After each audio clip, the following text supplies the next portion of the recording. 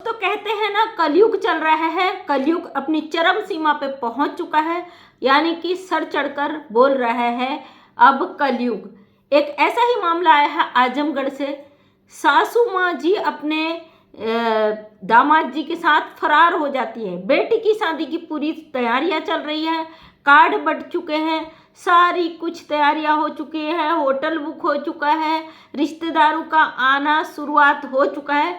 लेकिन शादी के 2-4 दिन पहले ही सासू माँ जी को इश्क हो जाता अपने दामाद जी से, और सारे जेवर पैसा नगदी लेकर सब कुछ बर्बाद कर कर सासू माँ फरार हो जाती है अपने दामाद जी के साथ।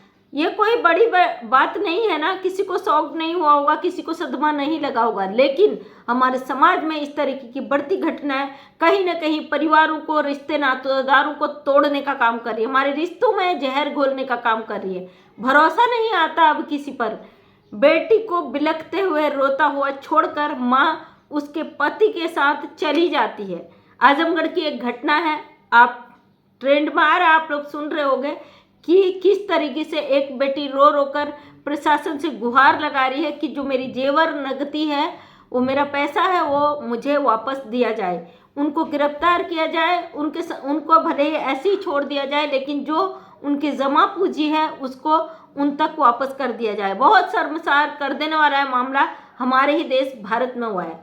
और कहीं ना कहीं हमारी सामाजिक छवि को धूमिल करते हुए ऐसे रिश्ते हमारे समाज को दागदार करने का काम कर रहे हैं। आजमगढ़ की इस घटना ने बहुत सारे लोगों के जो कमेंट्स है उसको देखकर मैं बात कह सकती हूँ कि लोगों के जो फीलिंग्स किस तरीके से टूट रहे हैं, लोग किस तरीके से सदमे में जा रहे हैं इस तरह की घटनाओं से।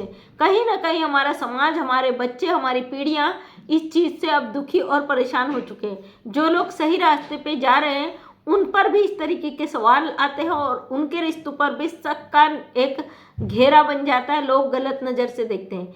यहीं पे उस बेटी के पिता का कहना है, यानी जिसकी पत्नी उसकी बेटी की पति यानी उसके ही दामाद को लेके फरार हो गई, उसका कहना है कि लंबे टाइम से शादी की तैयारियां चल रही थी, उस तैयारी में हम बिजी थे और हम देखते थे कि जो दामाद जी का फ़ोन आता था वो बेटी के लिए नहीं, सासू माँ के लिए आता था। घंटों बाद सासू माँ करती थी और हमको लगता था कि शक तो हुआ था कुछ, लेकिन ये लगा कि शादी की तैयारियों में ये सब समय नहीं है, ये चीज़ सोचने का, ये सब चीज़ कहने का। हमें क्या पता था कि शादी का समय जैसे ही नज़दीक आएगा सासू माँ जी खुद फुर्र हो जाएंगे। आखिरकार सासू माँ ने दामाद जी के साथ रफू चक्कर काट लिया, अपना टिकट काट लिया और वहाँ से दूर जा उड़ी। अभी तक पकड़ में नहीं आई है और वो बाप बेटी दोनों ही सदमे में है, टेंशन में है, क्योंकि उनकी शादी के कार्ड बच चुके हैं, सारी तैयारियां हो चुकी हैं। मैं ऐसी माँओं से कहना चाहती हूँ, पहले के समय में जो था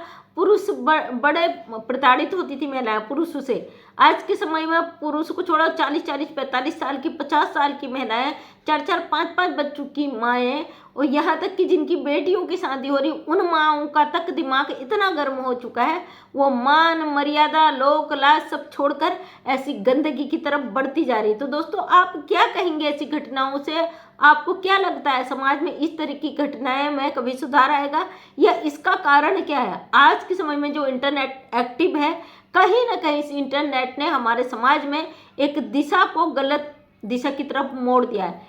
जितनी आज़ादी आज के समय महिलाओं को दी गई है उसका 100% इन्होंने फ़ायदा उठाकर समाज को गलत दिशा पे मोड़ने का काम किया है, समाज की दशा दुर्दशा कर दी है। और कहीं ना कहीं इसका खामियाजा उसी परिवार को भुगतना पड़ता है, परिवार के इर्द गिर्द रहने वाले समाज को भुगतना पड़ता है, या लोग जो ऐसी रिश्तों पे बिल्कुल भरोसा नहीं करते, इन चीज़ों को गलत मानते, उनको भी ऐसी गलत दृष्टि से देखा जाता है। कहीं ना कहीं हमारी समाज पतन की तरफ जा रहा है इस तरीके की घटनाओं से। कौन है जिम्मेदार इस घटनाओं का?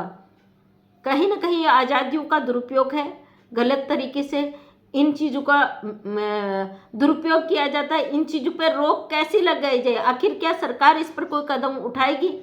इंटरनेट को तो सरकार कभी बंद नहीं करेगी, क्योंकि उनकी इनकम का एक बहुत बड़ा जरिया है और अपने जरिए को कोई भी बंद नहीं करता। तो क्या घर परिवार जो अपने अपनों पर रोक लगाता हो कहीं तक सही है? बहुत टेंशन होता है ऐसी चीज़ों को देख के, दिमाग खराब हो जाता है। लेकिन फिर भी एक सोशल वर्कर हूँ, समाज के बीच जब हर चीज़ को लाती हूँ तो हर चीज़ आप लोगों तक शेयर करना हमारा फर्ज बनता है, समाज को जागृत करना हमारा फर्ज बनता है। ये जो अभी आजमगढ़ में घटना हुई है, उस घटना से आप क्या सोचते हैं कमेंट्स के माध्यम से अपनी राय जरूर दीजिएगा। मैं मंजू विश्वकर्मा ध्वनि उत्तराखंड से एक समाज सेविका हूँ। अपने वीडियो के माध्यम से हमेशा सच को सामने लाने की कोशिश करती हूँ। उम्मीद करती हूँ वीडियो पसंद आया होगा। अगर पसंद आए तो लाइक शेयर कमेंट करें। नेक्स्ट टाइम मेरा वीडियो देखना चाहते हैं तो चैनल को करें subscribe. Thank you so much. धन्यवाद।